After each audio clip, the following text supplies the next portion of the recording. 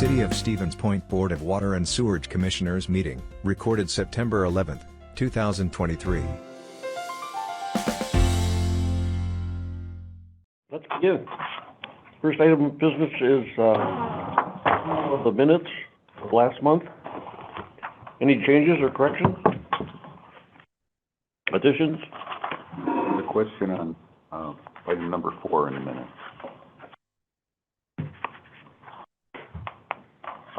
About the water tower. Yep. Are we gonna have a report? Eric's not here today. He had some unexpected stuff to take care of at home. So I think that what we were waiting on is the physical report, and I have not seen that yet. So I imagine here comes Anna as well. So we'll have to push that another meeting or until we get it. Yep. Motion to approve and I'll move. Second? all those in favor signify by the sign of aye. Aye. Aye. Motion carried. Start with Water Department claims. Number 58109, a refund check for 17B West Pear Street. I don't know where West Pear Street is. Probably Pearl, huh? Well, it is in the sewage claims, but I'd like that changed. Very well. We'll give serious consideration to Pear Street. Next developments. Any other questions on water? On 58105, I think this is like the first time I've seen a manganese on the utility side. Is that Yeah, more so- common than just we haven't Yeah, I mean, it's called out like that? I mean, it's common enough, knock on wood, it's not super common, but in this case, we had, many homes, related to that large water break we had that had fixtures actually plugged solid.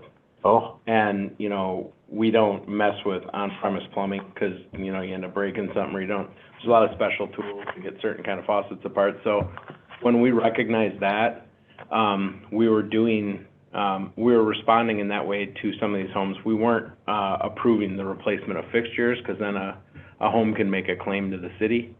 And a lot of these things are because of, the way we operate our system, we're not really held, to replace those things. But a service like this where we know that because of some distribution issues, some things got plugged up, we do what we can with our staff, and if it's recognized that this is beyond that and it's something that can be fixed, we'll oftentimes send a plumber out. was that just one resident? No, I don't believe so. It could have been, but in this one, the other thing to note is that we are forwarding all these expenses to the contractor who created the break. So that's why, I guess, sent someone out to help out, yeah. Sure. I'm curious at 58164, why are we paying for the mayor's airfare? Oh, no, that was, he paid, for airfare for a whole group, which involves some utility staff. This was Okay, this is actually gonna get reworked out, 'cause this is a trip I was supposed to go on and be on right now. I had to back out, so that'll actually end up going back towards City Hall, I think. okay. Yeah. It's not a personal charge to the mayor's office. No, actually, because he had something that saved the city more money, like a membership. He ran it by the comptroller and he goes, yeah, absolutely, if it's gonna be cheaper, we'll reimburse you rather than, so, yeah, saved us money. Other questions about water? If not, let's go on to sewer. Again, questions?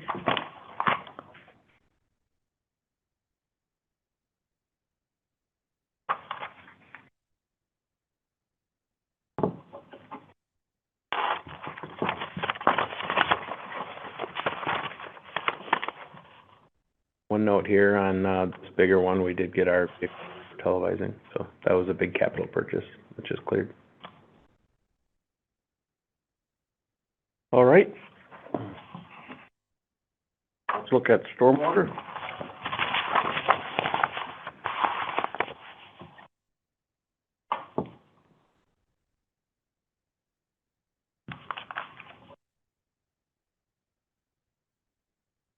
Any questions?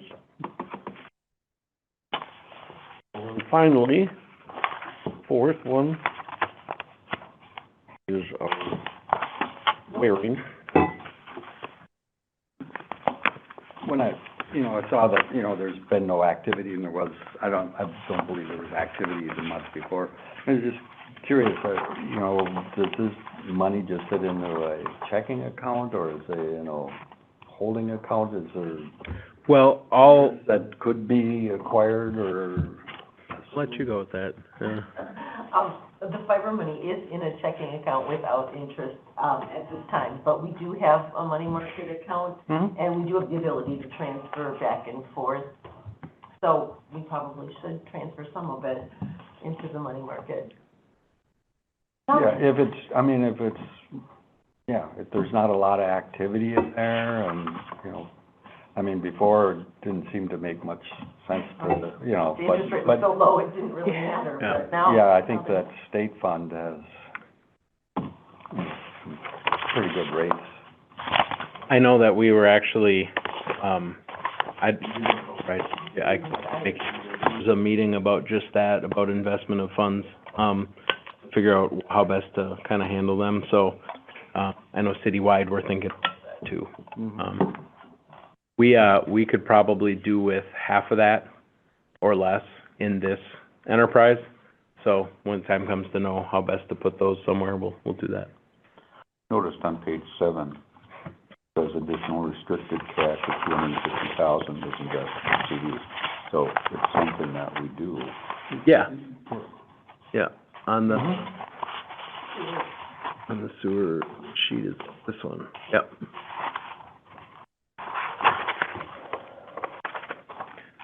All right. There's no further questions. At least for approval, 4 sets of claims. Move for approval, Lockman. I'll second. All those in favor signify by a sign of aye. Aye. Aye. Aye. Pose same sign. Motion carried. All right, on to water supply and distribution. Yeah, Eric's not with us today, but all the usual reports are here, so if you've got any questions, we can certainly field those. We're up again in 23 for pumping.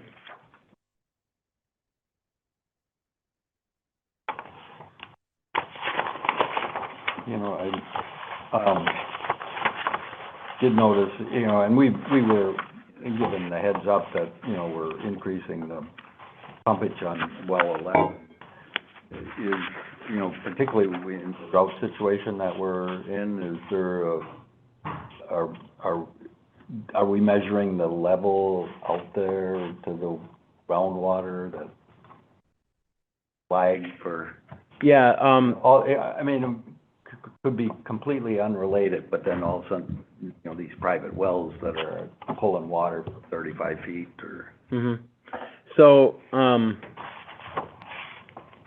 the reason we're sticking at the level we are is to stay inside the parameters that were set when we established the well replacement program. At that, even when zero pumping to 2.9 million a day, that measurable difference was hardly, at the well, it's like 3.5 feet. So when you get out, what we probably have some drawdown data from the little transducer that's inside the raw well at 11 that we could look at. But I'll tell you the difference between, 2,000 gallons a minute and somewhere 3,500 gallons a minute is gonna be pretty negligible for that well. And when we get out, we had a hard time measuring the initial impact when you got beyond, say, 1,000 feet. So going from steady state to full pumping. So this difference, I think that everybody recognized that it would be so small that that's why the well guarantee was set to those parameters. Because basically, if nothing was happening then, it won't happen in this case. So I haven't looked at that to see if we can trend it at all right at the well, but that'd be the only place that we'd have data to trend it, right now. But it's interesting, maybe I'll take a look. Other questions? Wait, on to the suit treatment, Chris? All right, good afternoon. I had promised you guys a written response to our DNR inspection, and come to find out, there was no actual written response. It was just submitting the CMOM updates to the DNR. So that was sent in on 8/24/23, so that is back in good graces with the DNR, and we are okay there. If you want to see a copy of that, I'm sure we've got one on file here somewhere that we could put into a meeting agenda if needed, but I didn't see that as a necessity for today. Beyond that, the wastewater plant met all the permits for the month of August, all the permit requirements for the month of August.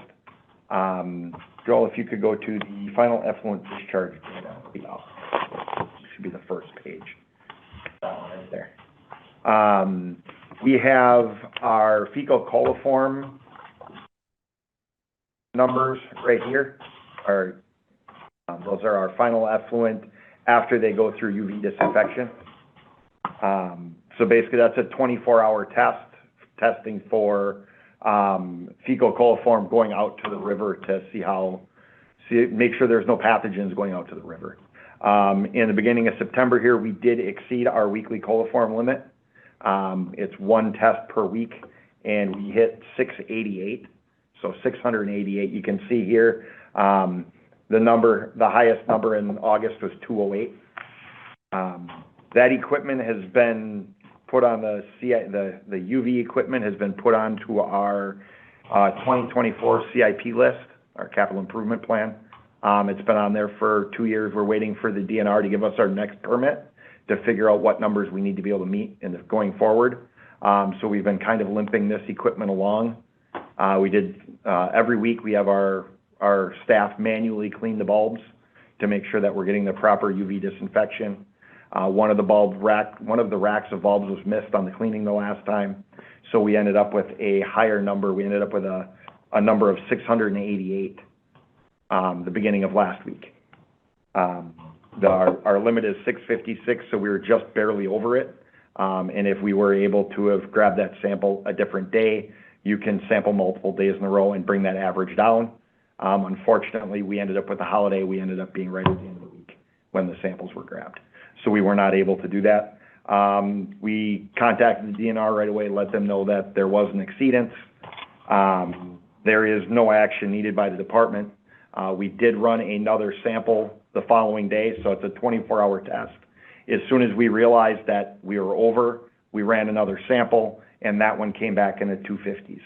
So we're back in compliance, just we did have a blip of a number that was unfortunate. Like I said, there are no other actions needed at this time, and this equipment is on our replacement list for next year, once we get our new permit.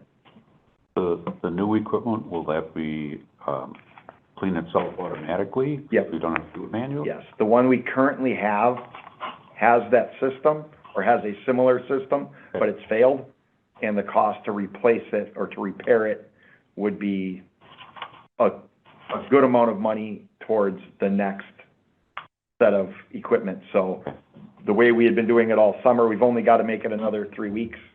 Once October 1st hits, then disinfection season ends, and we no longer have to run that equipment. So we made it almost to the finish line, and not quite. Why does the disinfection? Use of the water. People aren't swimming in it, they're not. Yep. Water skiing, that kind of thing. Okay. You can get splashed with river water and it's not a big deal, but if you're immersed in river water right at our effluent, that could be an issue. Okay. So that's why we have to disinfect. Thank you. That is all I've got, unless you've got some questions for me. A little follow-up on that discussion. Is it heat-related that you get a blip like that? Or- No, it was flow related. We we had an extra bank of lights turn on that normally don't turn on. His sample was grabbed at a weird time that wasn't normal, and the people who had, or the staff that had cleaned the bulbs that week, being the holiday week, hadn't got to all of them, and it just ended up, like I said, just barely squeaking over, and if we had been able to do it the day before, we would have been able to grab another sample, and then it would have been fine. Other questions? Thank you, Chris. Construction and maintenance report. Sure. So basically, our in-house construction crews have been working on the lead service line replacements. We've gotten all the results back from the sample sites and pretty much on pace to complete all of the lead service replacements this month or early into next month. And in between there, working on, typical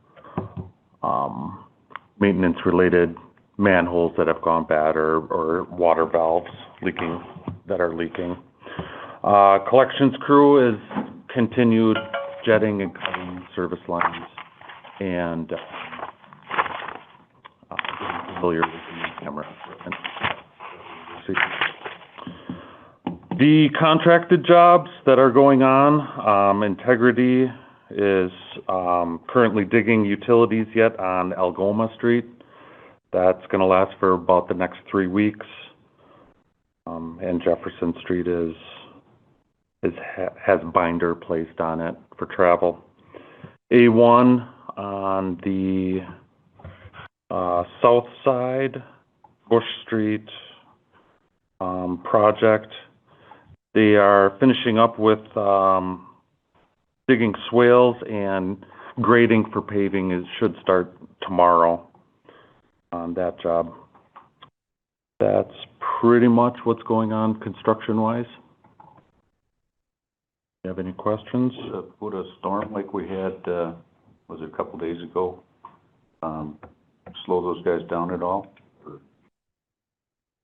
Really not. Yeah. Not I just wondered. Yeah, nothing noticeable for like a one-day storm. Multiple days would definitely start getting behind schedule a little bit, but. Okay. All right, thank you. Joel, your report? Nothing to add today. So a motion to adjourn is in order. I move to adjourn. A video of this meeting is available for viewing on the city's website, stevenspoint.com/videos.